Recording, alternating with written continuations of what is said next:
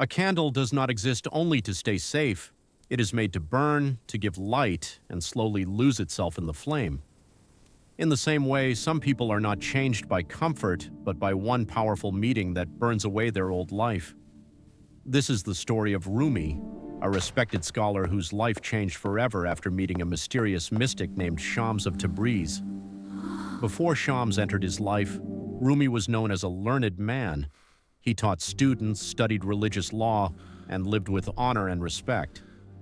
People came to him for knowledge, answers, and guidance. His world was built around books, lectures, and scholarship. But one day, according to legend, an older man appeared before him. His clothes were simple, his appearance was rough, but his presence was powerful. He looked at Rumi's books and asked what they meant. Rumi did not understand the depth of the question.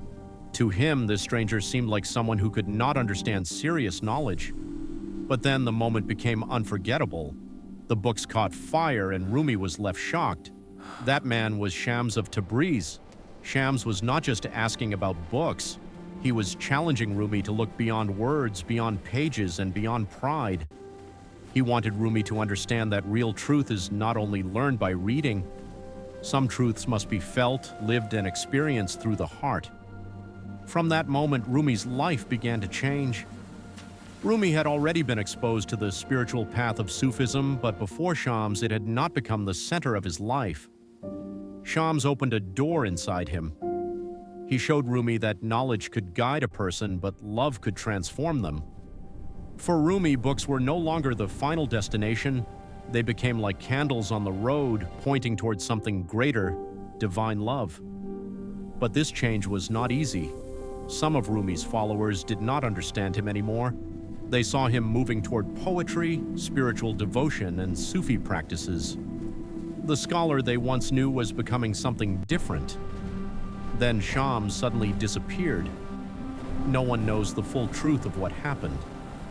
But for Rumi, the loss was devastating. The person who had awakened his soul was gone. Yet instead of returning to his old life, Rumi went deeper into love, longing, and poetry.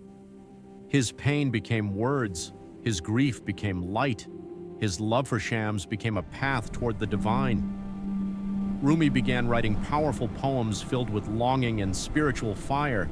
He saw Shams as the sun and himself as the moon reflecting that light. But with time, Rumi became a source of light himself.